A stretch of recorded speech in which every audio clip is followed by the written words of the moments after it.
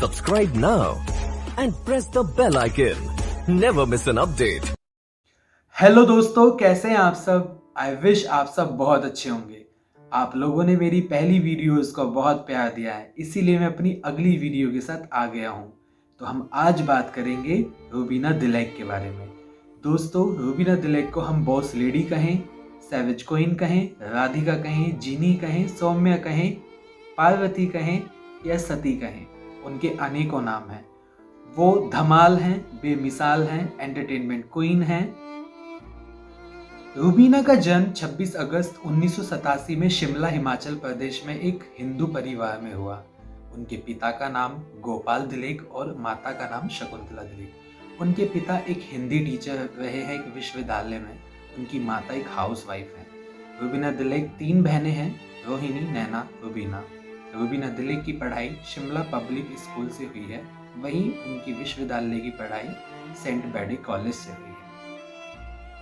वैसे तो रूबीना बताती हैं कि वो पढ़ाई में बहुत अच्छी थी, उन्होंने कॉलेज भी टॉप किया, लेकिन वो मैथ्स में बहुत कमज़ोर थी। उनके मैथ्स में हमेशा मार्क्स 0 आते थे। उनके पिता एक हिंदी अध्यापक थे, तो इसी वजह से रूबीना की हिंदी भी अच्छी रही। उन्होंने एक मिस शिमला प्रतियोगिता जीती।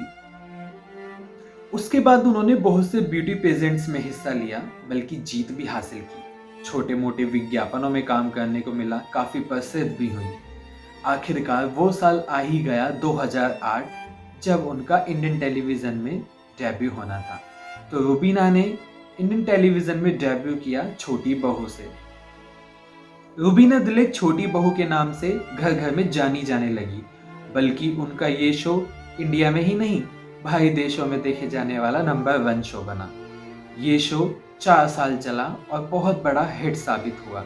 इसी वजह से छोटी बहू का सीज़न 2 भी आया और उसमें भी रूबीना दिलेक दिखी। वो सीज़न भी 3 साल चला, बल्कि बहुत बड़ा हिट साबित हुआ। छोटी बहू सीज़न 2 के बाद उन्होंने बहुत से शोज किए। जीनी और जूजू, सास बिना ससुराल, पुनर्विवाह, देवों के देव महादेव, पर सफलता नहीं मिली।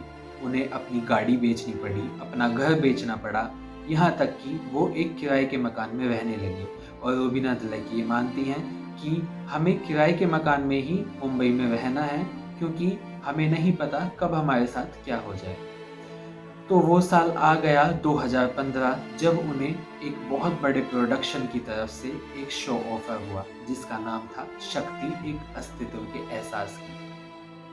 यहाँ तक कि शक्ति के लिए बहुत सी बड़ी बड़ी हीरोइनों को अप्रोच किया गया, जैसे कि सुरभि चंद्रा, मिया शर्मा, दृष्टि धामी, हेलिशा, क्रिस्टल डिसूजा, पर इन सब ने ये शो करने से इनकार कर दिया। आखिरकार रूबीना दिलेक का नाम अप्रोच किया गया और उन्होंने इस शो को करने से हाँ कर दी। रूबीना दिलेक का ये किरदार बहुत बड़ा हिट साबित हुआ और उसमें इन्होंने एक सहमी सी किन्नर का किरदार किया। रूबीना दिलेक को लोग घर घर में किन्नर सौम्या के नाम से जानने लगे, क्योंकि आज तक इंडियन टेलीविज़न की हिस्ट्री में कोई भी किन्नर बेस्ड शो नहीं आया था। इस शो पर बहुत से प्रतिबंध भी लगाए गए, लेकिन ये शो जब भी चलता रहा, हमेशा टीआरपी चार्ट में दूसरे, तीसरे, पहले नंबर पे हमेशा जगह बनाए रखी। ये शो 6 साल चला, लेकिन इसमें रूबीना ने 5 साल काम किया। शक्ति शो के चलते उन्हें बहुत सी पॉपुलैरिटी भी हासिल हुई। उनका नाम 2015 में एशिया की सेक्सिस्ट वुमेन में 26वें नंबर पे आया। उन्हें बहुत से अवार्ड भी दिए गए, जैसे कि Dadasaheb Phalke award, best personality award, best character award. आखिरकार वो साल आ ही गया 2020, जब उन्हें इंडिया के सबसे विवादित और चर्चित शो बिग बॉस में देखा गया। उन्होंने बहुत अच्छी पारी खेली। वो इस शो की विनर घोषित हुई, बल्कि उस शो में उनके पति भी उनके साथ आए थे, अभिनव शुक्ला। इस शो में राहुल वेदिया, जैस्मिन भसीन, अली गोनी, राखी सावंत जैसे बड़े कलाकार रहे। इस शो में राहुल वेदिया और जैस्मिन भसीन और कविता कौशिक से रूबीना दिलेक की बिल्कुल नहीं बनी। उन्होंने ये शो पूरा रूल किया, तभी उन्हें बॉस लेडी कहा गया। बल्कि इस शो के दौरान एक मोमेंट तो ऐसा आया जब रूबीना दिलेक को अपना सीक्रेट रिवील करने के लिए बोला गया। उन्होंने अपना एक ऐसा सीक्रेट बोला कि पूरा देश उनके साथ रोया। उन्होंने बताया कि मैं और अभिनव हम दोनों 2020 में डिवोर्स लेने वाले थे।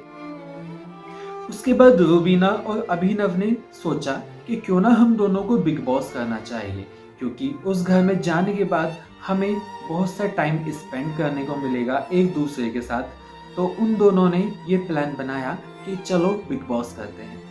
बिग बॉस में आने के बाद वो दोनों एक दूसरे के लिए हमेशा खड़े रहे और अब आप देख ही सकते हैं कि वो दोनों कितने खुशहाल अपनी ज़िंदगी जी रहे हैं। रूबीना दिलैक ने जब ये सीक्रेट रिवील किया तो पूरा देश फूट फूट कर आंसू से रोया, क्योंकि वो खुद भी रोई और उन्होंने देश भी रुलाया। रूबीना दिलैक ने जब अपना सीक्रेट पूरे देश को बताया तो सब हैरत अंगेज रह गए कि इस लड़की ने ये क्या कह दिया। बल्कि उनका ये सीक्रेट सुनने के बाद वो लोगों की और भी पसंदीदा बन गई। उस शो में आए सीनियर्स की भी वो पसंदीदा थी। गौहर खान, हिना खान उन्हें बहुत पसंद करती थी। बल्कि उन दोनों ने तो उनमें विनर क्वालिटी शो के स्टार्टिंग में ही देख ली थी।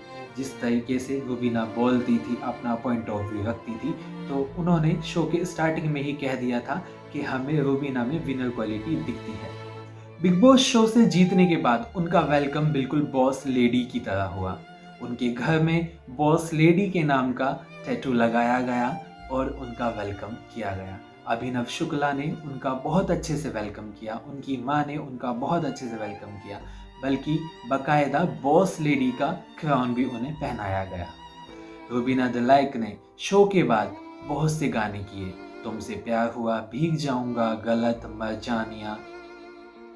तो दोस्तों आज ही मेरी वीडियो यहीं पे पूरी होती है। मैं आपसे मिलूंगा एक अगली वीडियो में एक नए किरदार के साथ। तो दोस्तों तब तक मेरी वीडियो को लाइक कीजिए, कमेंट कीजिए, शेयर कीजिए, बल्कि मेरा चैनल सब्सक्राइब कीजिए। अगर आप आज पहली बार मेरे चैनल पे आए हैं तो प्लीज मेरे चैनल को सब्सक्राइब करना ना भूलें।